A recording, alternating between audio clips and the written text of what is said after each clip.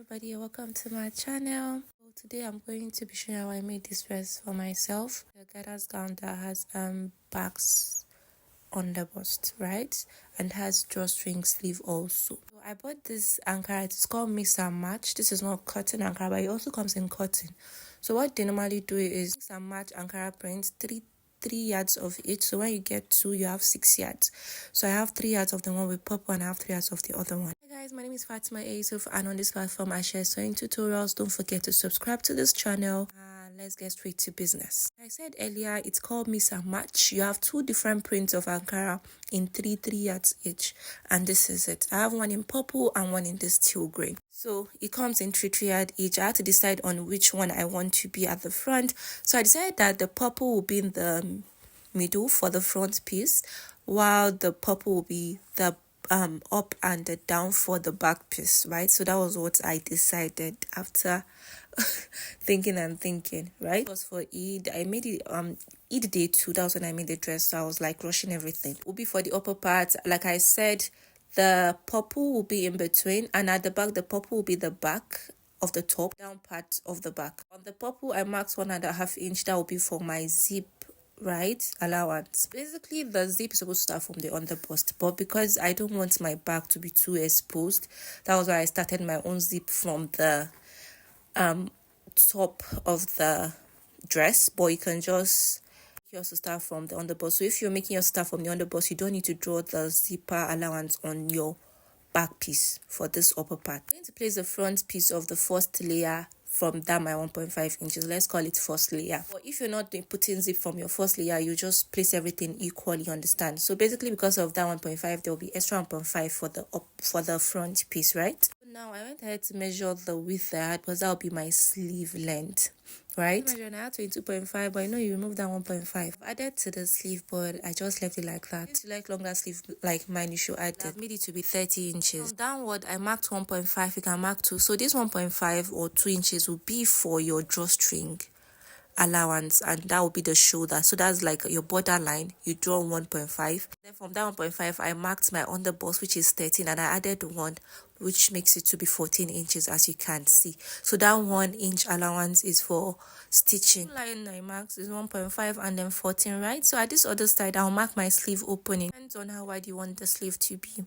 right? But firstly, I had to trim off this excess, So for my sleeve opening, I went ahead to mark 10 inches downward. So you can use any measurement you want for your sleeve opening. After I marked it, right, at the underbust line, that's my 14 inches. I marked 2 inches. I later had to increase it to 2.5, but you can actually maintain that 2 inches, and then on that 10 inches you can mark 1 inch or 1.5. But I marked 2 downward, and then later on I increased it to 2.5 inches. Then at that my 10 inches I marked 2 inches. So I now formed a curve to meet each point. So this is 2 inches, right?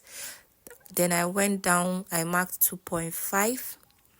Then I joined the points together like this. So that's what I did around that part. So after doing this, the next thing is the neckline.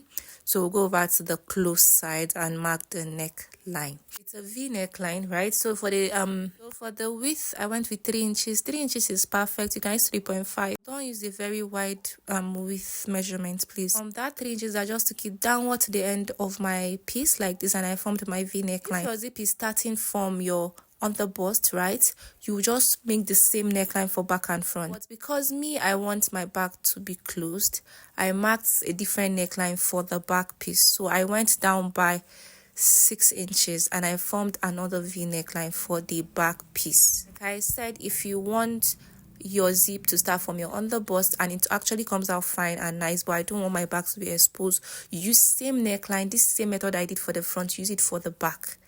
That's because there won't be allowance for the back piece, so they will be equal. You just mark your neckline. But because I'm adding zip from my first layer, that's the upper piece, right, I had to mark out different neckline but same dimension. Both are 3.5 inches. That's the width. 3 inches. That's the width. It's just the length, the depth of the neckline that will be different. I hope you guys are understanding. Yes, so this is after marking the width, and I formed the neckline, the V neckline, right? And that's all what you're going to be marking out on the first layer or the first piece, right? So we marked the drawstring allowance, the sleeve opening, the neck area, and your, what's it called, your underbusts, right? From your shoulder to underbust. Next thing is just cut. You see how I cut the neck area, right? And while I was cutting the front one, so firstly I'll cut from that 1.5 inch, I'll cut it all together, then I'll stop when I get down the end of 1.5 inch, then I will lift it up and start cutting the front neckline. And you see where I stop on the front neckline, I did not touch the back piece, I didn't touch it. Then I'll go ahead and cut the back neckline, and then that's all. And then I'll just cut the excess that was remaining. Then I'll cut the sides of the armpit area. I have my 1.5 inches uncut, right? So basically we have our back and our front piece. So this is our front piece, and that's the back piece up there. So we are done with the first layer. So now for the second layer, that's the underbust backs part. Cut out a piece, measure your hip measurement, right? Add about 10 inches, you split it into two. Since came in pieces, right, we have two different type of print. I did is my hip divided by 2 plus 4 inch, that's for the front, and then for the back you can add about 6 inches because of the zipper allowance. Mark the allowance on the back piece, and then I place the front piece on it. And as you can see, I use a different paint for the back for this underbust backs, right? You can see what I did. So now I'm going to take my tape. My underbust is 13 inches, right? So I'll start my markings from 13. That was why I placed 13 over there, and then I'll mark where I want my backs effect to stop, or be my underbust backs to stop, and that's 24, which is my hip line, and then I added 1 inch, that's 25. So I'm marking 25 inches, right?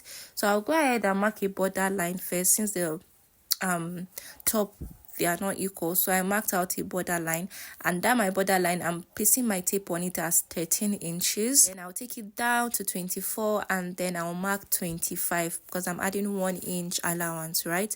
So on that my 13 inches, I'm going to divide my underbust measurement divide by 4, and then I'll be adding 2 inches allowance, right? So you can as well go ahead, after underbust you can mark your 16 inches or 18 inches for your waist, and impute your waist measurement, divide by 4, and you add your allowance. But I didn't do that, but you can do that if you want. I just went on to mark my 24 and 25 line, right?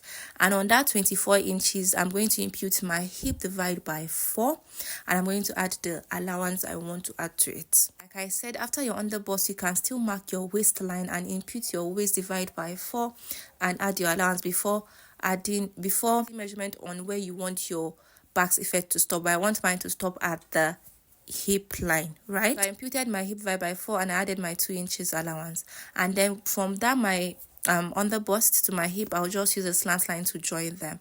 Like I said, you can also measure your waist measurement here if you want. So that's what I did for the second layer, that's the underbust part, right?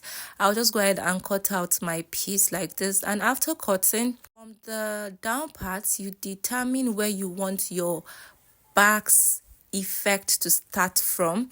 You can as well use your hip and your waistline. In this case, from your waistline you can go down by 5 inches or 4 inches or 6 inches, depending on what you want. But me, from my hip line, I went up by 5 inches, right? That was what I did, and then I created the backs effect. But like I said, you can mark your waistline like I did here is 16, right? Then from 16 I can go down by 5 or by 4 or by 6 inches, depends on where you want your backs effect to start from. Hope you guys understand. But me, I went up by 6 inches in this case, right? That was what I did. 6 inches. Sorry, 5. Why do I keep saying 6? Sorry, I went up by 5 inches, and I formed the backs effect. So from that 5, you just take it a slant line to meet the end of the other side of your piece, and you see how I did the slant line, right? I didn't cut my zipper allowance, right? I started from my front piece for both back and front. You can see the way I cut. Yeah, so I left that 1.5 inch untouched at the back piece. Hope you guys understand. Then I slit open the zipper allowance, and I forgot to draw out my zip bulging allowance, but I'll do that later on. So basically we've cut our front piece, our first layer and our second layer. The front layer, that's the top piece, and then the underbust piece, right? So now just taking allowance for zip bulging, I forgot to do that. So from your waistline, you just take 1 inch or 1 inch. Since I used what's it called, 0.5, I used 1.5 inches for the zipper allowance, right? So from my waist point, my waistline, initially I was not supposed to do it like this. I was supposed to start from 13, when I mark waistline. So mark your waistline when you are doing your Basque effect. That is going to work. So from your waistline, you're going to mark 1 inch and just take it slantly to the left, to up, slantly to down part like this, and you have your zipper bulging allowance. So that is going to remove anything like zip bulging, but do that from your waistline. So don't do mine the way I did. I made a mistake because when I was editing this video, I saw it. I'm supposed to start my markings from 13, where I marked that waistline. That's why I'm supposed to do the removing of the zipper bulging allowance. I hope you guys understand. I pray you guys understand this part. Or you just do it the way you normally do your zipper allowance. How you move your bulging, you do it your own way. So I cut that off, right? And basically that's the end of this video. I'm going to post in the part 2. That will be the stitching part. So this is the cutting part. We cut the upper part, the middle part, that's the underbust part, right? Thank you guys for watching. If this video has been helpful in one way or the other, don't forget to give me a thumbs up, subscribe to my channel, drop your comment, and turn on your notification bell. I'm going to post in the part 2 after this, by God's grace, and I'm going to see you guys in part 2. So bye guys.